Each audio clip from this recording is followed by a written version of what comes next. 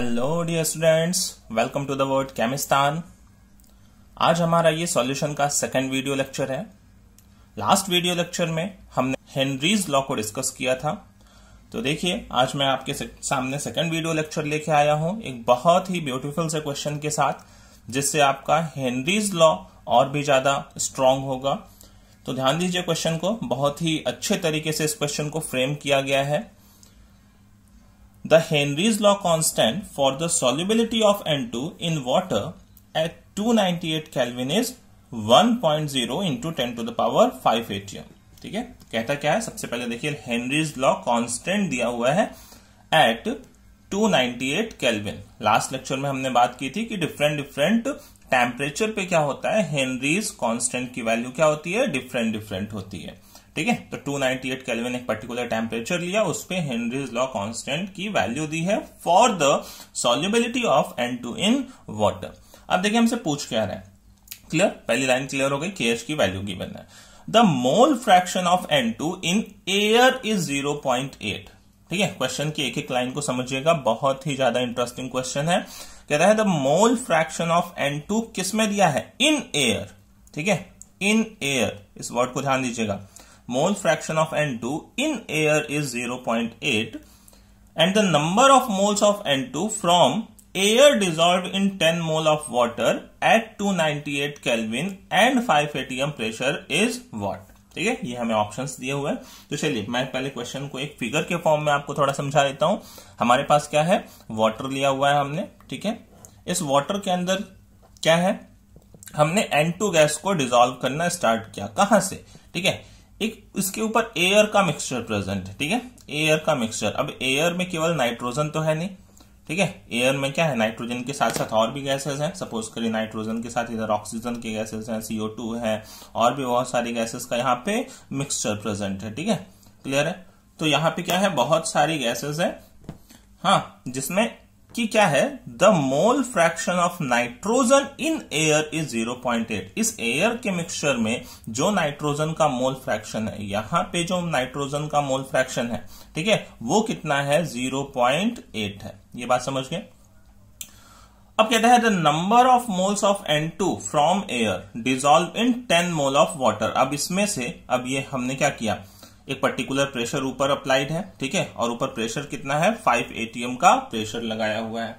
ठीक है, तो कहता क्या है कि हमारे पास क्या है कि जो N2 गैस डिसॉल्व है उसका हमें अमाउंट बताना है, उसका हमें मोल बताना है, number of moles of N2 from air. इस एयर से कितना N2 इसके अंदर डिसॉल्व हुआ इन 10 मोल ऑफ वाटर। अब केवल N2 तो डिसॉल्व हुआ नहीं होगा, साथ में अगर प्रेशर है तो और भी गैसेस भी डिसॉल्व होंगी, बट हमें केवल N2 के नंबर ऑफ मोल्स बताने हैं, वो भी कितने वाटर के अंदर, 10 मोल ऑफ वाटर के अंदर। तो ध्यान दीजिए, अगर मैं हेनरीज लॉ के फॉर्मूले को याद करूं तो हम क्या लिखते थे, P is equal to KH into x. ये लास्ट टाइम हमने फॉर्मूला पढ़ा था, P is equal to KH into x. अब इन टर्म्स को अगर ध्यान से याद करें तो x क्या था, x क्या मोल फ्रैक्शन था इस एयर के अंदर, या x मोल फ्रैक्शन था इस वाटर के अंदर जो डिसॉल्व गैस है उसका। तो जो x था वो क्या था, x जो हमने पढ़ा हुआ था वो था मोल फ्रैक्शन ऑफ गैस। ठीक है, किसके अंदर, जो मोल फ्रैक्शन ऑफ गैस है, क्लियर है, इसके अंदर। ठीक है, ये जितना भी इसके अंदर डिसॉल्व हुआ है उसका मोल फ्रैक्शन है वो। ठीक है, क्लियर है, ये मोल फ्रैक्शन ऑफ गैस था, बट नॉट इन एयर। ये ऊपर एयर के अंदर नहीं, कि जितना ऊपर मोल फ्रैक्शन प्रेजेंट है वो नहीं था। ठीक है, तो x क्या था, मोल फ्रैक्शन था, वो इसके अंदर था। ठीक है, वो तो हमें अभी पता नहीं है, क्लियर है, वो तो हमें एक्चुअली कैलकुलेट ही करना है। तो उससे ही तो क्या कैलकुलेट करेंगे, नंबर ऑफ मोल्स, कितने डिसॉल्व हुए इसके अंदर।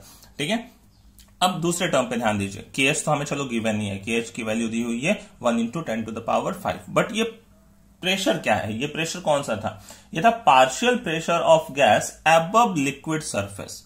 ठीक है, पार्शियल प्रेशर ऑफ गैस। ठीक है, मैं P की यहां पे टर्म लिख दूं, ये P क्या था, partial pressure of gas above liquid surface.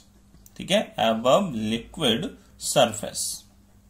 तो अब ध्यान दीजिए यहां पे जो ये टोटल प्रेशर दिया हुआ है, ऊपर टोटल प्रेशर कितना है, ये 5 atm का प्रेशर है। ये प्रेशर तो इस पूरे गैसियस मिक्सचर का है ना, इसके ऊपर जो भी एयर प्रेजेंट है उसका प्रेशर है ये, ठीक है, बात समझ रहे हैं। ये जो 5 atm प्रेशर हमें दिया हुआ है ये तो टोटल प्रेशर है, तो इसको मैं यहाँ पे पुटअप नहीं कर सकता। इसमें से मेरे को क्या करना पड़ेगा, इसमें से मेरे को यहाँ पे जो नाइट्रोजन प्रेजेंट है उसका मुझे क्या करना पड़ेगा, पार्शियल प्रेशर कैलकुलेट करना पड़ेगा, ठीक है। तो सबसे पहले देखिए मुझे क्या करना पड़ेगा, अगर मुझे इस एयर के अंदर, ठीक है, ये जो एयर यहाँ पे प्रेजेंट है, ठीक है, इस एयर के अंदर मुझे पार्शियल प्रेशर निकालना है, किसका, N2 का, पार्शियल प्रेशर N2। तो मुझे क्या करना पड़ेगा, पार्शियल प्रेशर का फॉर्मूला क्या होता है, mole fraction into total pressure. किसी भी गैसियस मिक्सचर के अंदर यही होता है ना। उसका अगर मुझे किसी भी गैस का इंडिविजुअल पार्शियल प्रेशर निकालना है तो क्या करूंगा, उसका मोल फ्रैक्शन लूंगा, मोल फ्रैक्शन, और इनटू क्या करूंगा, उस गैसियस मिक्सचर का टोटल प्रेशर लूंगा, टोटल प्रेशर, ठीक है, P टोटल। क्लियर। अब देखिए हमें क्या दिया हुआ था, मोल फ्रैक्शन, ये जो 0.8 दिया हुआ था ये नाइट्रोजन का ही तो मोल फ्रैक्शन दिया था इन एयर, तो ये वैल्यू गिवन है हमें। P टोटल भी हमें गिवन है। P टोटल क्या है, इस गैसियस मिक्सचर का कितना था, 5 atm था। बात समझ रहे हैं, इस गैसियस मिक्सचर का जो टोटल प्रेशर था वो 5 atm था, ठीक है। तो ये P टोटल भी हमें गिवन है, बात समझ गए। तो यहां से देखिए पार्शियल प्रेशर N2 का निकल जाएगा, तो मोल फ्रैक्शन की वैल्यू होगी कितनी, मोल फ्रैक्शन हो गया अपने पास 0.8 मोल फ्रैक्शन प्रेजेंट था नाइट्रोजन का, और टोटल प्रेशर कितना था, 5। तो ओवरऑल देखिए कितना हो जाता है, PN2 की वैल्यू हो जाती है 4 atm। ये क्लियर है। ये अभी हमने पहला काम किया, P नाइट्रोजन निकाला, ठीक है, इस गैसियस मिक्सचर में नाइट्रोजन का पार्शियल प्रेशर कितना है।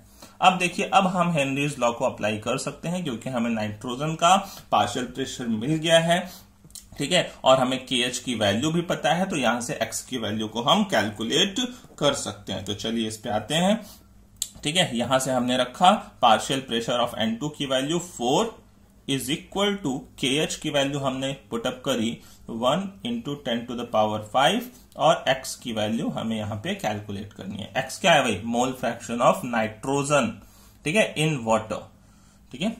तो mole fraction of nitrogen in water कितना कैलकुलेट हुआ, यहां से X की वैल्यू मैं कैलकुलेट कर दूं तो हो जाएगा 4 इंटू 10 टू द पावर -5।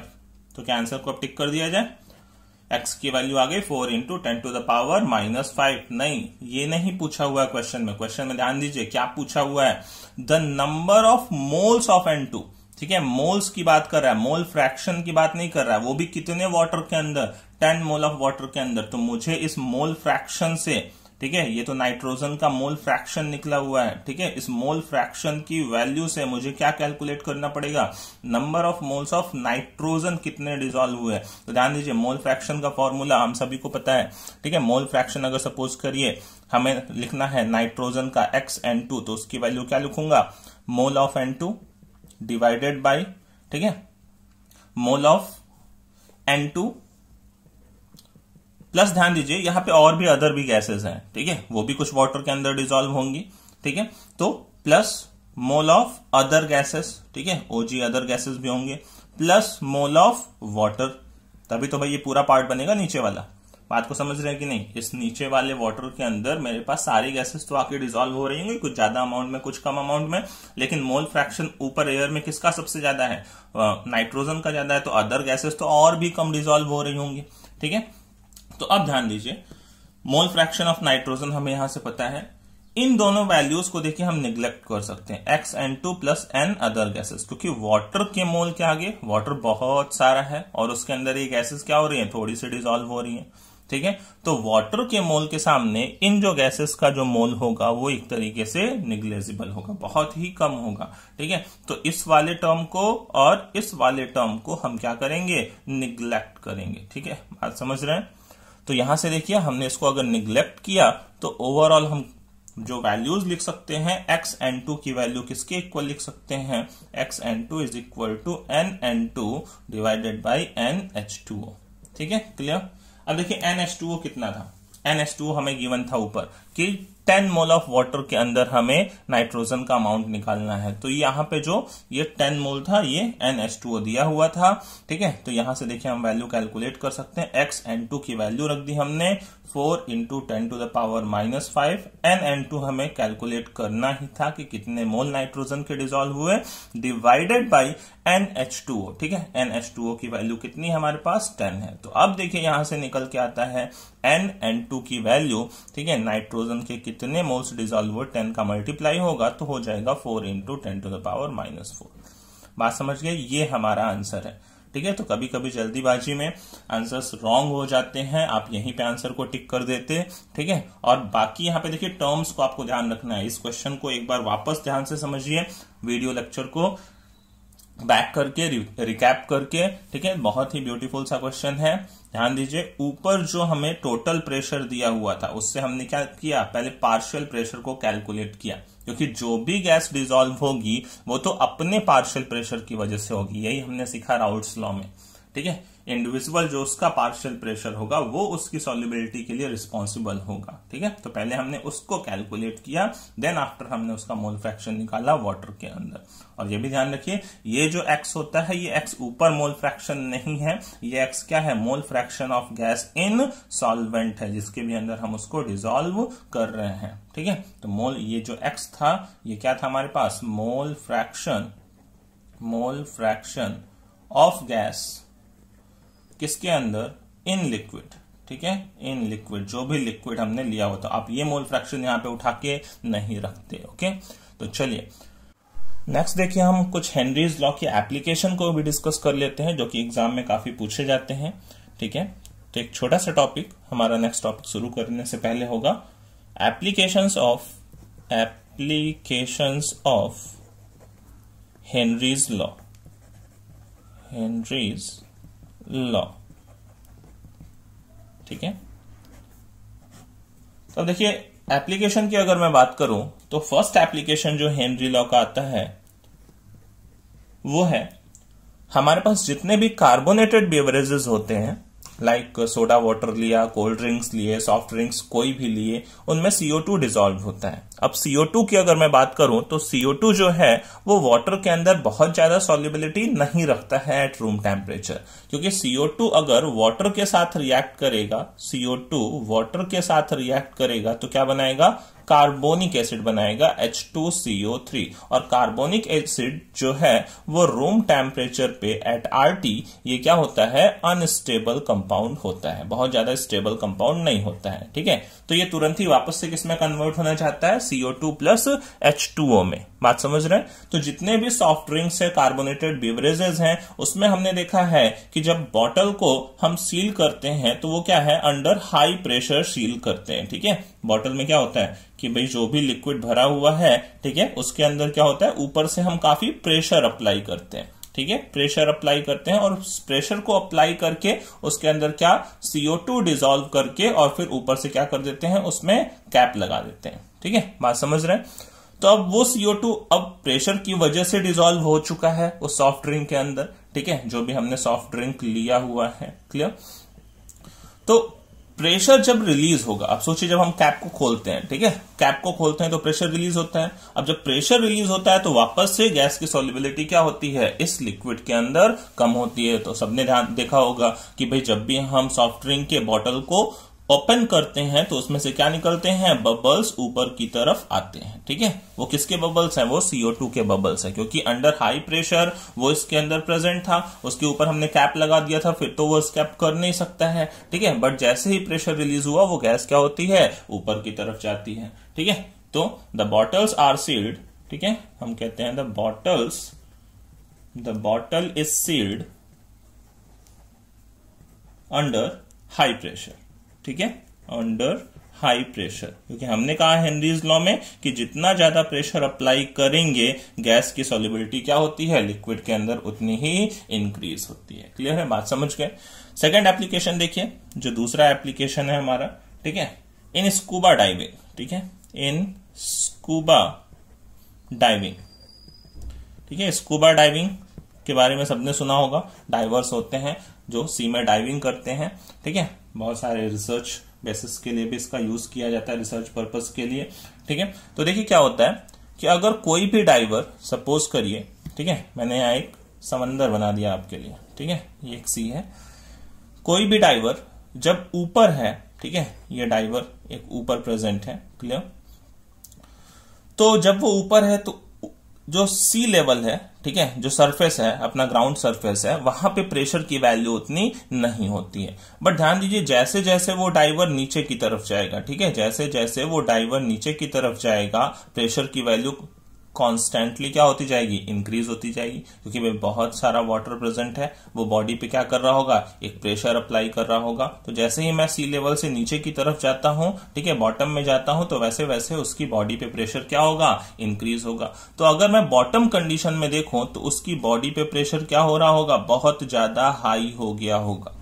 ठीक है, क्लियर है, तो जिससे उसकी बॉडी में क्या हो गई होगी, जो गैस की सॉल्युबिलिटी है वो बहुत ही हाई होगी। ठीक है, उसने जो भी सिलेंडर लिया हुआ है उसमें से जो भी गैस को वो, ठीक है, एब्जॉर्ब करेगा उसकी बॉडी, वो क्या होगी, उसकी सॉल्युबिलिटी बहुत ज्यादा हो जाएगी। अब सोचिए जब वो ऊपर आएगा, ठीक है, वो ऊपर आया, क्लियर, तो अचानक से वापस से क्या होगा, उसकी बॉडी से जो गैस है वो क्या होनी चाहिए, रिलीज होनी चाहिए, क्योंकि ऊपर आने पे वापस से अचानक से प्रेशर क्या हो जाएगा, डाउन हो जाएगा। अब डाउन हो जाएगा तो उसमें देखिए होता क्या है, जो गैसेस हैं लाइक ऑक्सीजन, नाइट्रोजन, ठीक है, तो नाइट्रोजन का मॉलिक्यूलर साइज बहुत बड़ा होता है। ठीक है, तो वो क्या करता है, जो ब्लड्स हैं, ठीक है, उनके अंदर बबल फॉर्मेशन स्टार्ट कर देता है, और उसकी वजह से क्या हो जाती है, जो कैपिलरीज हो जाती हैं वो ब्लॉक हो जाती हैं, और एक मेडिकल कंडीशन क्रिएट हो जाती है जिसको हम द बेंड के नाम से जानते हैं। ठीक है, बात समझ रहे हैं कि जैसे ही ये ऊपर आएगा, जैसे ही ये ऊपर आएगा वैसे इसके ऊपर से प्रेशर वापस से क्या होगा, रिलीज होगा, वापस से प्रेशर रिलीज होगा, तो वापस से इसके क्या होंगी, गैस की सॉल्युबिलिटीज जो बॉडी फ्लूइड्स के अंदर है वो क्या होंगी, वो डिक्रीज होंगी। तो ये सारे गैसेस क्या होने चाहेंगे, रिलीज होने की टेंडेंसी रखेंगे। ठीक है, तो वो बबल्स का फॉर्मेशन करने लगेंगे। क्लियर है, तो हम ऐसा बोल सकते हैं कि the release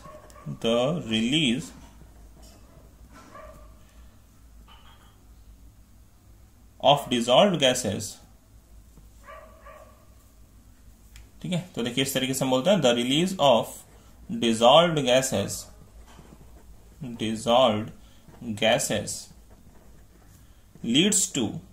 leads to the formation of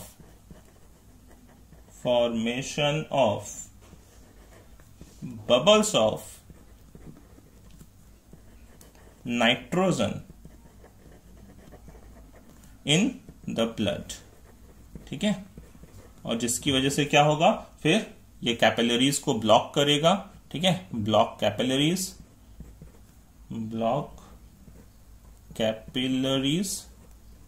ठीक है, और जिसकी वजह से जो मेडिकल सिचुएशन क्रिएट होती है उसको हम बोलते हैं बेंड्स।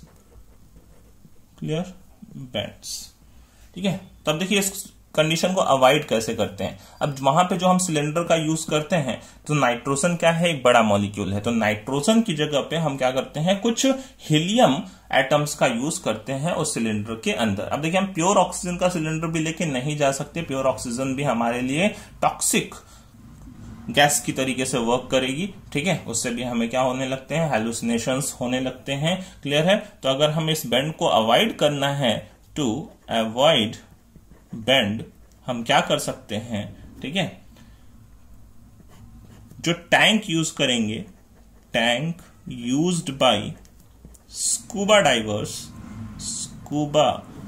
डाइवर्स, उसमें क्या लेते हैं, अराउंड 11.7% हीलियम लेते हैं। अब हीलियम क्यों लिया, क्योंकि नाइट्रोजन की जगह पे हीलियम प्रेजेंट होगा तो बॉडी से उसका एस्केप क्या होगा, इजी होगा, बॉडी फ्लूइड से वो इजीली क्या हो सकता है, रिलीज हो सकता है, तो इसलिए, और हीलियम अनरिएक्टिव गैस भी है। ठीक है, अब जो 78% नाइट्रोजन होता है एयर में, उसकी जगह पे हमने कितना लिया हुआ है, 56.2% ही नाइट्रोजन लिया हुआ है। ठीक है, और जो ऑक्सीजन का अमाउंट है वो थोड़ा इंक्रीज कर दिया है, 21% की जगह पे 32.1% O2 लिया हुआ है। ठीक है, तो इस तरीके से बिगर मॉलिक्यूल्स को रिप्लेस करके थोड़े स्मॉलर मॉलिक्यूल्स अगर हमने डाल दिए हैं तो वो हमारे लिए बेनिफिशियल होगा। ठीक है, तो चलिए नेक्स्ट एक लास्ट हम अपना एप्लीकेशन देख लेते हैं। ठीक है, थर्ड एप्लीकेशन क्या है, देखिए एट हाई एल्टीट्यूड्स की अगर मैं बात करूं, ठीक है, at high altitudes.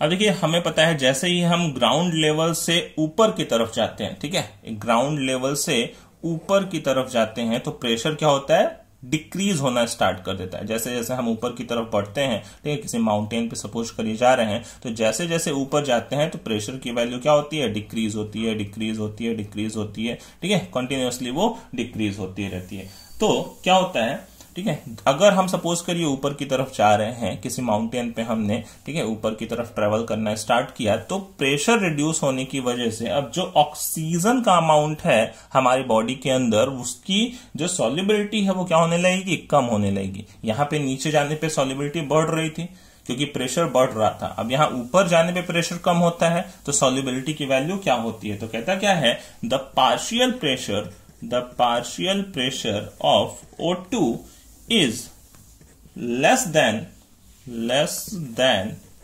that at ground level, ठीक है, at ground level, ठीक है।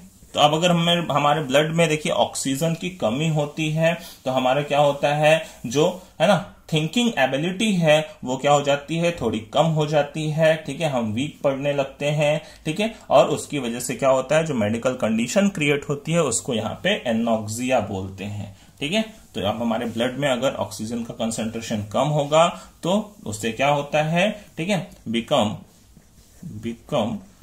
Week and unable to think, और इस कंडीशन को हम क्या बोलते हैं, देखिए एनॉक्सिया बोलते हैं। तो ये दो टर्म ध्यान रखिएगा, ठीक है, ऊपर द बेंड, ठीक है, और नीचे एनॉक्सिया। क्लियर है। तो ये एप्लीकेशंस थे हेनरीज लॉ के, कभी कभी एग्जाम में ये भी पूछे जाते हैं।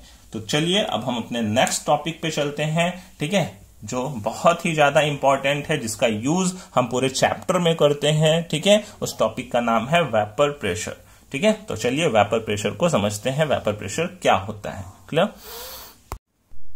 तो चलिए हम स्टार्ट करते हैं वेपर प्रेशर को, ठीक है। वेपर प्रेशर देखिए समझते हैं ध्यान से, क्या होता है, कंडीशन क्या है, ठीक है। एक तो नाम से ही क्लियर हो रहा होगा आपको कि जो वेपर प्रेशर अप्लाई कर रहा है उसको ही हम क्या बोलते हैं, वेपर प्रेशर बोलते हैं, ठीक है। अब ये कैसे होता है, किस कंडीशन में होता है, वो मैं आपको दिखा रहा हूं, ठीक है। देखिए सपोज करिए मैंने एक क्लोज्ड कंटेनर लिया, ठीक है, एक क्लोज्ड कंटेनर लिया, ठीक है। क्लोज कंटेनर क्यों लिया, क्योंकि भाई अगर कंटेनर क्लोज्ड नहीं होगा तो जो लिक्विड का वेपर फॉर्म होगा वो एस्केप कर जाएगा, और अगर एस्केप कर जाएगा तो फिर वो कोई प्रेशर अप्लाई नहीं कर पाएगा, ठीक है। तो बात समझ रहे हैं। तो यहाँ पे देखिए मैंने कोई एक वोलेटाइल लिक्विड लिया हुआ है, ठीक है, वोलेटाइल, इस कंटेनर के अंदर मैंने कोई वोलेटाइल लिक्विड लिया हुआ है। देखिए सब्सटेंसेस की अगर हम बात करें तो सब्सटेंसेस को दो कैटेगरी में हम बोल सकते हैं, वोलेटाइल एंड नॉन वोलेटाइल, ठीक है। मैं अगर सब्सटेंसेस को यहाँ पे कैटेगरी में डिवाइड करना चाहूं, ठीक है, वेपर फॉर्मेशन की टेंडेंसी के बेसिस पे, तो सब्सटेंसेस को बोल सकता हूं मैं, कुछ तरह के सब्सटेंसेस होते हैं जो वोलेटाइल नेचर के होते हैं, एंड कुछ अदर टाइप के सब्सटेंसेस होते हैं जो नॉन वोलेटाइल होते हैं, ठीक है, नॉन वोलेटाइल नेचर के होते हैं। क्लियर। तो वोलेटाइल सब्सटेंसेस उनको बोलते हैं जिनका वेपर फॉर्मेशन क्या होता है, पॉसिबल होता है, ठीक है, वेपर फॉर्मेशन पॉसिबल होता है अंडर गिवन कंडीशन, ठीक है, वेपर फॉर्मेशन पॉसिबल होता है, ठीक है, अंडर गिवन कंडीशन। क्लियर है, बात समझ रहे हैं। जबकि जो नॉन वोलेटाइल कंपाउंड्स होते हैं उनका क्या होता है, not possible under given condition, ठीक है, जो वेपर फॉर्मेशन है वो not possible under given condition. Clear है। तो देखिए जैसे वोलेटाइल सब्सटेंस की मैं बात करूं, सबको पता है वाटर हुआ, अल्कोहल्स हुए, ठीक है, बेंजीन हुआ। नॉन वोलेटाइल सब्सटेंसेस में जैसे यूरिया हुआ, ठीक है, ग्लूकोज हुआ, सुक्रोज हुआ, वो सब नॉन वोलेटाइल सब्सटेंसेस हैं। तो चलिए हम बात करते हैं, यहाँ पे मैंने कोई वोलेटाइल लिक्विड लिया हुआ है, ठीक है, वोलेटाइल है तभी तो वेपर बनेगा, तभी तो बात करेंगे वेपर प्रेशर की। नॉन वोलेटाइल सब्सटेंस होगा तो वहां पे तो कोई वेपर फॉर्मेशन ही नहीं होगा, तो कोई वेपर प्रेशर की बात भी नहीं होगी, ठीक है, बात समझ रहे हैं। तो यहाँ पे देखिए मैंने ये जो लिक्विड लिया हुआ है वो कैसा है, ये एक वोलेटाइल लिक्विड है, ठीक है, वोलेटाइल लिक्विड है, बात समझ रहे हैं। अब देखिए एक पर्टिकुलर टेम्परेचर पे क्या होगा, यहां से वेपर बनना स्टार्ट होगा, ठीक है, जो वेपर फॉर्मेशन है सबको पता है कि जो एक सरफेस फिनोमिना है। जब हम एक नॉर्मल टेम्परेचर पे, रूम टेम्परेचर पे किसी भी वोलेटाइल लिक्विड को रखेंगे तो सरफेस से मॉलिक्यूल क्या होते हैं, उसके वेपर फॉर्मेशन स्टार्ट करते हैं, क्योंकि सरफेस के मॉलिक्यूल पे अट्रैक्शन क्या होता है, कम होता है, जबकि बल्क के मॉलिक्यूल में अट्रैक्शन क्या होते हैं, ज्यादा होते हैं। तो देखिए यहाँ पे इस लिक्विड ने अपना वेपर फॉर्मेशन स्टार्ट किया, ठीक है, और इसका कुछ वेपर बना। क्लियर है? तो देखिए अब जो वेपर है वो वापस से लिक्विड में कंडेंस होना स्टार्ट हो जाएगा। ठीक है, ये भी प्रोसेस, रिवर्स प्रोसेस भी चालू हो जाएगा, क्योंकि भाई सबने देखा हुआ है अगर किसी भी कंटेनर के अंदर मैं क्या करूं, वेपर को लूं तो वो उसके वॉल से स्टिक होकर वापस से क्या होता है, कंडेंस होता है। तो वापस से अब देखिए रिवर्स में क्या हो जाएगा, कंडेंसेशन का भी प्रोसेस स्टार्ट हो जाएगा। तो अब जैसे जैसे देखिए नीचे से वेपर बनता जाएगा, वैसे वैसे रिवर्स प्रोसेस भी क्या होता जाएगा, तेज होता जाएगा। तो देखिए क्या हम ऐसा बोल सकते हैं कि एक टाइम पे क्या होगा, जो रेट ऑफ वेपराइजेशन है वो रेट ऑफ कंडेंसेशन के इक्वल हो जाएगा। ठीक है, क्योंकि भाई शुरू में तो वेपर फॉर्मेशन का रेट क्या होगा, फास्ट रहा होगा, बट धीरे धीरे जैसे जैसे वेपर बनता जाएगा वो वेपर फॉर्मेशन का रेट क्या होता जाएगा, स्लो होता जाएगा।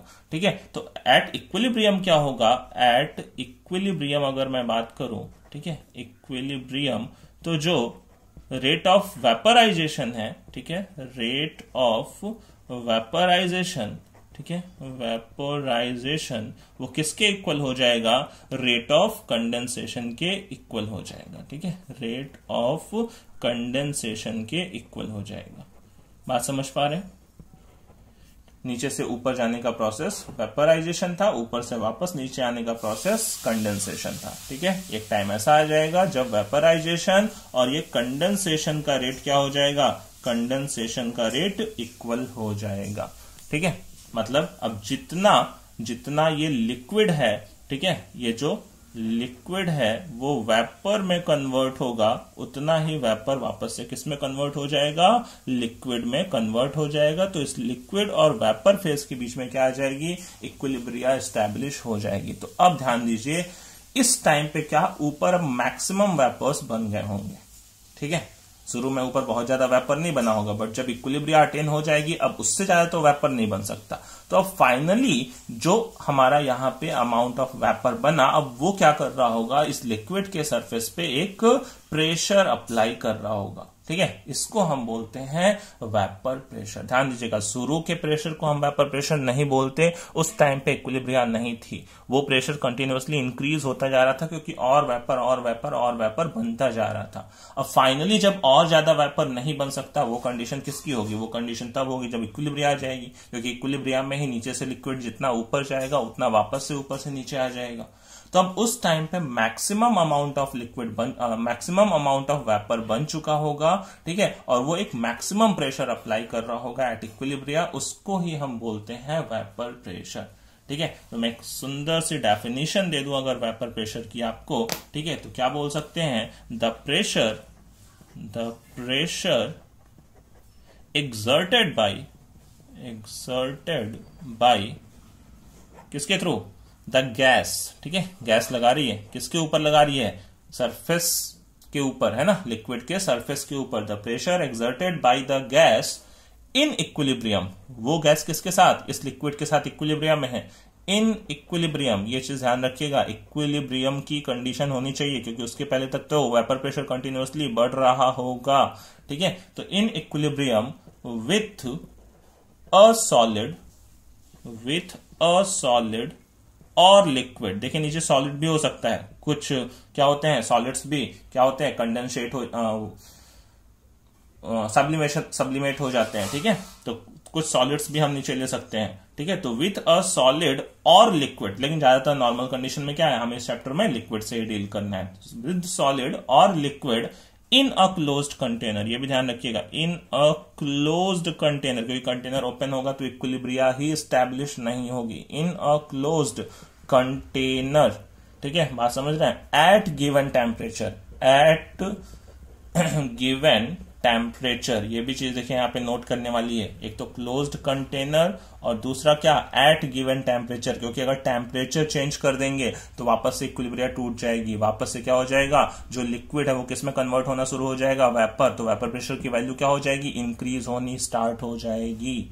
ठीक है, बात समझ रहे हैं। टेम्परेचर, हम जो भी वेपर प्रेशर की बात करेंगे, ठीक है, वो एक पर्टिकुलर टेम्परेचर पे करेंगे। ठीक है, अगर टेम्परेचर को हमने चेंज किया तो जो वेपर प्रेशर है उसकी भी वैल्यू क्या होगी, चेंज होगी। बात समझ के, वेपर प्रेशर क्या होता है, लिक्विड गैस में कन्वर्ट होगा, वेपर में कन्वर्ट होगा। ठीक है, कुछ टाइम के बाद इक्विलिब्रिया एस्टैब्लिश होगी। इक्विलिब्रिया की कंडीशन में ही जो ये वेपर है लिक्विड के सरफेस के ऊपर जो प्रेशर अप्लाई कर रहा होगा, ठीक है, उसको ही हम क्या बोल रहे हैं, वेपर प्रेशर बोल रहे हैं।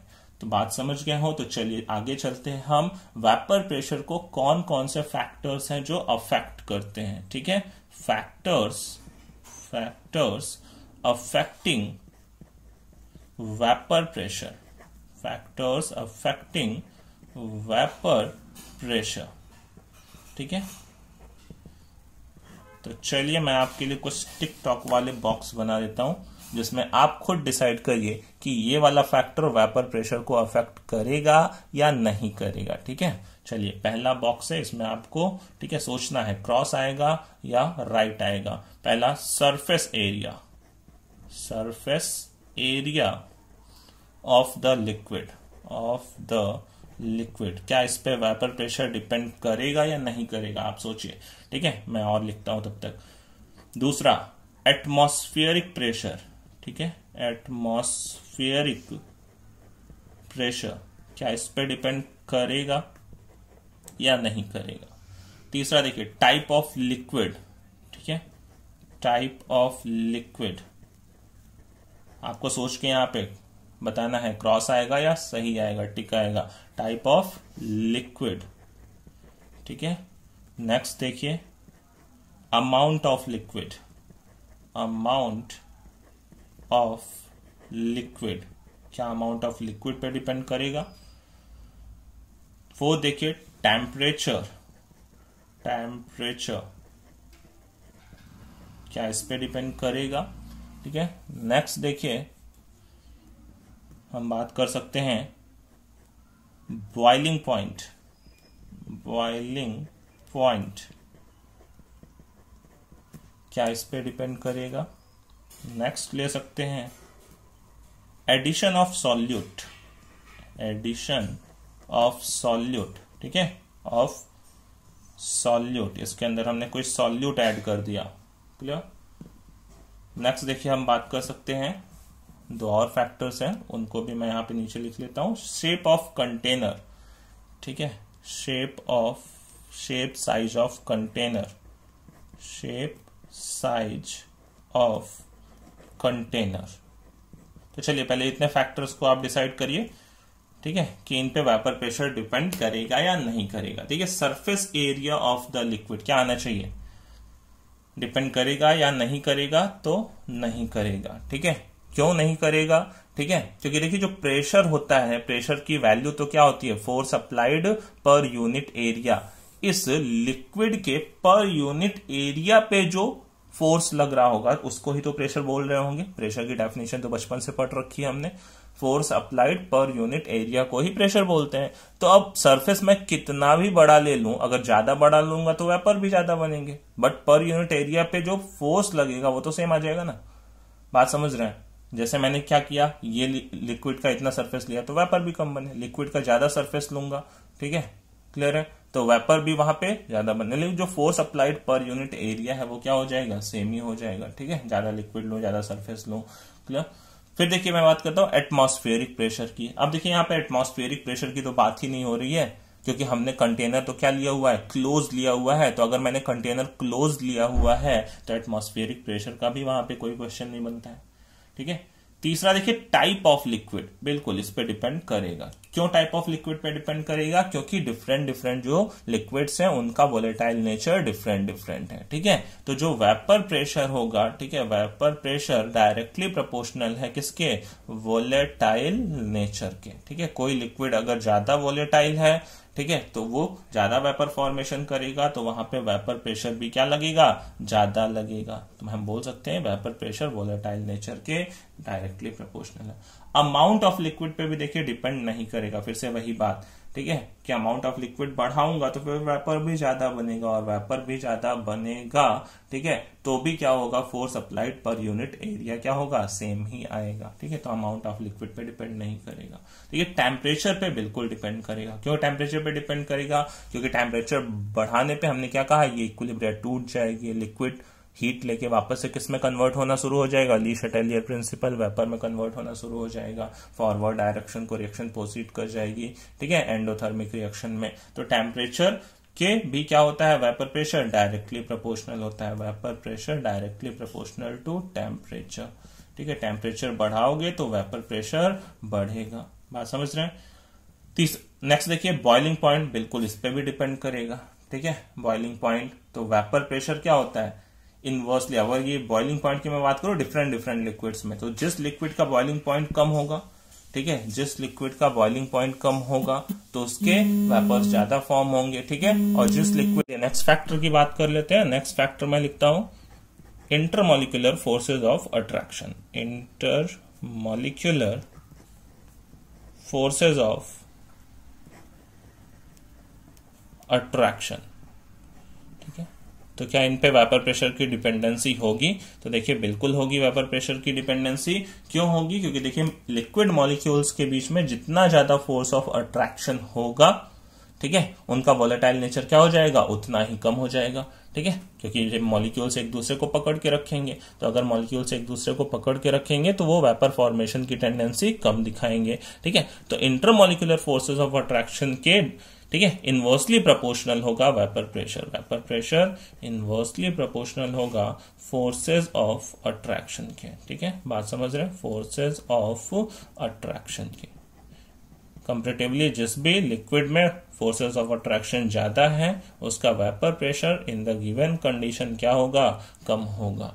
ठीक है, चलिए जैसे एग्जांपल की बात करूं मैं, फॉर एग्जांपल, तो अगर मैं बात करूं PH2O एंड PCH2H5OH, ठीक है, किसका वेपर प्रेशर ज्यादा होगा, वाटर का वेपर प्रेशर ज्यादा होगा, ठीक है, या C2H5OH का वेपर प्रेशर ज्यादा होगा, किसका वेपर प्रेशर, सोचिए। ठीक है, अब देखिए फोर्सेज ऑफ अट्रैक्शन को मैं कंपेयर करता हूं। ठीक है, फोर्सेज ऑफ अट्रैक्शन कंपेयर करता हूं तो हमें पता है, देखिए वाटर का एक मॉलिक्यूल, जो वाटर का एक मॉलिक्यूल है वो कितने 4 हाइड्रोजन बॉन्ड की टेंडेंसी रखता है, 4 हाइड्रोजन बॉन्ड्स फॉर्मेशन वो कर सकता है, जबकि इथेनॉल का एक मॉलिक्यूल 4 हाइड्रोजन बॉन्ड की फॉर्मेशन नहीं कर सकता। ठीक है, तो अगर मैं देखो बात करूं तो यहां पे फोर्सेज ऑफ अट्रैक्शन ज्यादा है वाटर मॉलिक्यूल्स के बीच में, इथेनॉल मॉलिक्यूल्स के बीच में फोर्सेज ऑफ अट्रैक्शन कंपैरेटिवली कम है, तो कम है तो इसका वोलेटाइल नेचर ज्यादा होगा, ये इजिली वेपर बनाएगा। इसमें तो एक वाटर मॉलिक्यूल को 4 वाटर मॉलिक्यूल पकड़ के रखेंगे। ठीक है, तो वेपर फॉर्मेशन की टेंडेंसी इसकी ज्यादा होगी। ठीक है, तो यहाँ पे जो C2H5OH है वो क्या होगा, ज्यादा होगा PH2O से। बात को समझ रहे हैं। ठीक है, नेक्स्ट देखिए मैं बात करूं दूसरे एग्जांपल की, इसको एग्जांपल 1 कर लेते हैं, एक और एग्जांपल। ठीक है, मैं बात करूं देखिए P ग्लिसरीन या ग्लिसरॉल की, ग्लिसरीन, ठीक है, और उसी को हम ग्लिसरॉल भी बोलते हैं, ग्लिसरॉल। फिर मैं बात करूं P इथाइलिन ग्लाइकॉल की, इथाइलिन ग्लाइकॉल की। ठीक है, ये पूरा एक ही टर्म है, शॉर्ट में इसको हम क्या बोलते हैं, EG बोलते हैं, देखा होगा नोमेनक्लेचर में, इथाइलिन ग्लाइकॉल। ये ट्राईहाइड्रिक अल्कोहल है, ये डाईहाइड्रिक अल्कोहल है। फिर मैं बात करूं देखिए P इथेनॉल की, ठीक है, इथेनॉल की। ठीक है, तो इसमें बताइए किसका वेपर प्रेशर कम और किसका ज्यादा। तो देखिए मैं स्ट्रक्चर की बात कर लूं, अगर आपको स्ट्रक्चर नहीं पता है ग्लिसरीन, ग्लिसरॉल और इथाइलिन ग्लाइकॉल का, ठीक है, तो देखिए ट्राईहाइड्रिक अल्कोहल होता है, CH2OH, CHOH एंड CH2OH, ये है अपना ग्लिसरीन मॉलिक्यूल। ठीक है, सबने सुना होगा ग्लिसरीन का नाम तो एटलीस्ट। ठीक है, वो आंसू वाले रिस्पेक्ट में। ठीक है, कि इसको लगाने से क्या होते हैं, आइज में, ठीक है, आंसू जनरेट होते हैं। तो यहाँ पे देखिए ये एक डाईहाइड्रिक अल्कोहल होता है, इथाइलिन ग्लाइकॉल, CH2OH, CH2OH। ठीक है, ये इसका स्ट्रक्चर है। तो यहाँ पे ध्यान दीजिए कि ये ट्राईहाइड्रिक, ये डाईहाइड्रिक, ये मोनोहाइड्रिक। इथेनॉल तो क्या है, सिंपल सा C2H5OH। तो अगर ध्यान दीजिए तो यहाँ पे ये 3 हाइड्रोजन बॉन्ड की पॉसिबिलिटी यहाँ पे है। ठीक है, कि मतलब ये OH भी यहाँ पे हाइड्रोजन बॉन्ड फॉर्मेशन कर सकता है, यहाँ पे भी ये OH कर सकता है, यहाँ पे भी ये OH, मतलब ये सारे OH क्या कर सकते हैं, हाइड्रोजन बॉन्ड के कैपेबल है। जबकि यहाँ पे 2 ही OH हैं, यहाँ पे 2 ही तरह से, मतलब 2 डायरेक्शन में ही हाइड्रोजन बॉन्ड बन पाएंगे और यहाँ पे एक ही डायरेक्शन में हाइड्रोजन बॉन्ड होगा। ठीक है, बात समझ रहे हैं। तो यहाँ पे देखिए हाइड्रोजन बॉन्ड की टेंडेंसी के बेसिस पे हम बोल सकते हैं कि ज्यादा फोर्सेस ऑफ अट्रैक्शन इनके मॉलिक्यूल्स के बीच होगा, तो इनका जो वेपर फॉर्मेशन की टेंडेंसी होगी वो बहुत ही कम होगी। सारे मॉलिक्यूल एक दूसरे को टाइटली बॉन्ड करके रखेंगे। ठीक है, तो अगर मैं पी ग्लिसरीन की बात करूं तो इन तीनों में वो सबसे कम होगा, उससे ज्यादा पी इथाइलिन ग्लाइकॉल होगा, सबसे ज्यादा पी इथेनॉल होगा। ठीक है, क्यों होगा, क्योंकि उसके पास एक ही OH है, वो कम हाइड्रोजन बॉन्ड की फॉर्म टेंडेंसी रखेगा। ठीक है, तो आई होप आप बात को समझ गए होंगे। तो इस लेक्चर को हम यहीं तक रखते हैं। नेक्स्ट वीडियो लेक्चर में हम डिस्कस करेंगे राउट्स लॉ को। उसके लिए हमने पहले ये वेपर प्रेशर का जो टॉपिक है उसको अच्छे से क्लियर किया है। तो मिलते हैं नेक्स्ट वीडियो लेक्चर में। Take care, bye bye.